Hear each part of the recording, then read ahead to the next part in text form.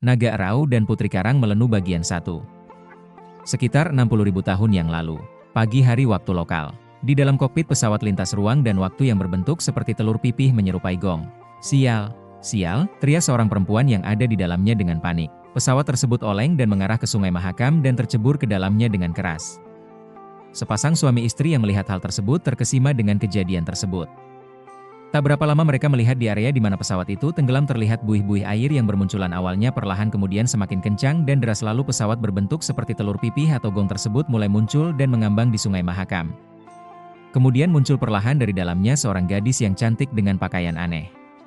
Sepasang suami istri tersebut tertegun, tidak beranjak, sampai gadis tersebut bergerak turun dari gong yang aneh tersebut di tepi sungai, dan anehnya, gong tersebut mendadak mengecil. Diambilnya gong tersebut oleh si gadis dan diletakkannya di dalam sakunya. Si gadis kemudian mendekati sepasang suami istri yang sudah terlihat sebagai penduduk yang berusia sangat senior sekitar 80 tahunan. Saya, di mana area ini? Saya Karang Melenu, tanyanya kepada kedua orang tersebut. Kedua orang tersebut tampak tidak mengerti.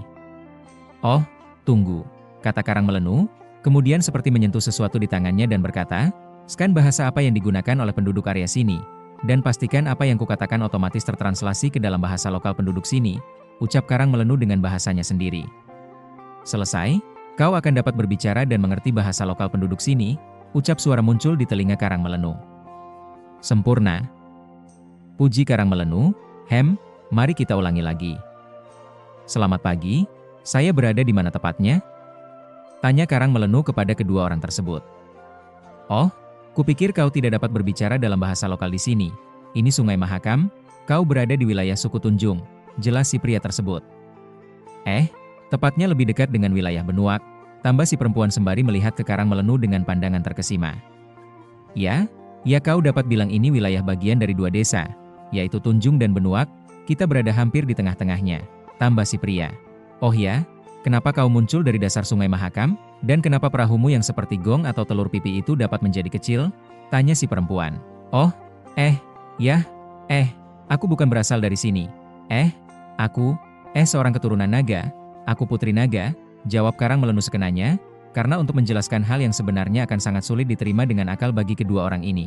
Tidak ada maksud untuk berbohong, hanya menjelaskan sesuai dengan pemikiran banyak orang pada umumnya di masa itu.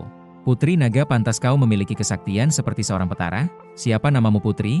Tanya pria tersebut. Namaku Karang Melenu, jawabnya.